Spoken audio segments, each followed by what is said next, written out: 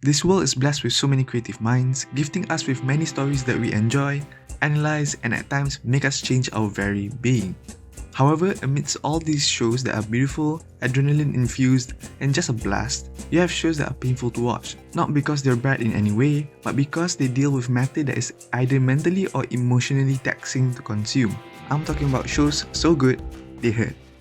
In this video, I'd like to simply talk about some of these shows that are for me really good in dealing with matter that either make me cry in despair or wince in pain as I watch these characters do things that are beyond the norm or go through situations that are just too painful to bear. I'll keep these shows spoiler free as I can, so no worries there. This video is simply going to be me telling you to watch these shows because they really are that good.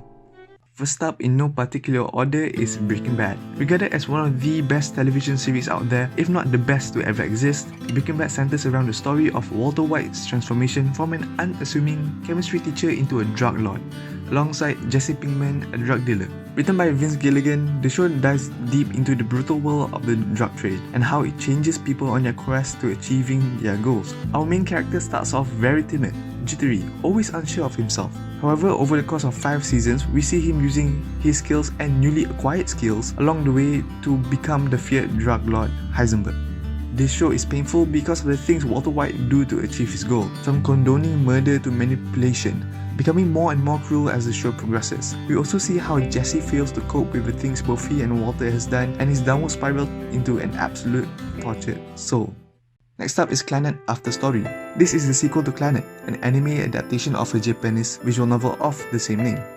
What makes the show truly stands out is how it delves into life itself, both its beautiful and painful parts. Main character Tomoya Okazaki goes through so much over the course of the season, and we see him grow from an undisciplined child to a child who struggles to become a man. The tears that I have shed watching this show could fill up a bucket. The pain of failure and guilt envelops Okazaki as he goes through life one day at a time, struggling along the way. This is essentially a story about forgiveness, reconciliation, and finding the strength to live the best of your life, however hard life makes it for you.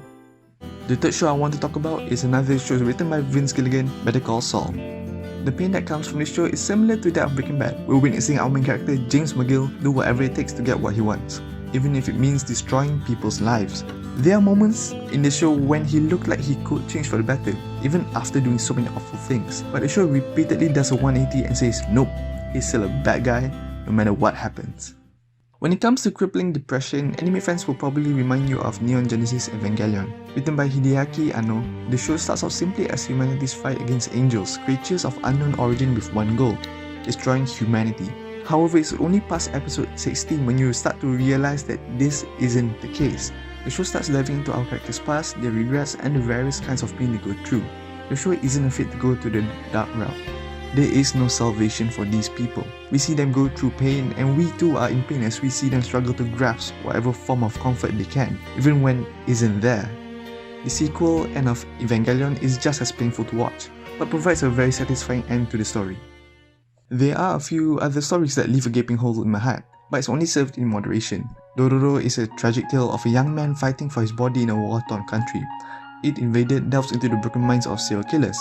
Episodes 8 to 11 of Violet Evergarden will forever be one of the most painful experiences to watch. All these shows have their own way to leave you speechless from horror or devastated from an event that happens in the show.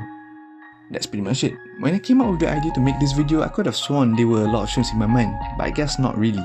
Nonetheless, I hope this video will push you to experience the same pain I went through watching these shows. With all the free time I have, I'm going to continue making more of these more personal projects. I have something for Hunter x Hunter and Steins Gate, but I'm not too sure when that will be done. I'll definitely make a video of the shows that I'll be following for Spring Anime 2020, so be sure to look out for that one. As always, thank you for watching and take care everyone.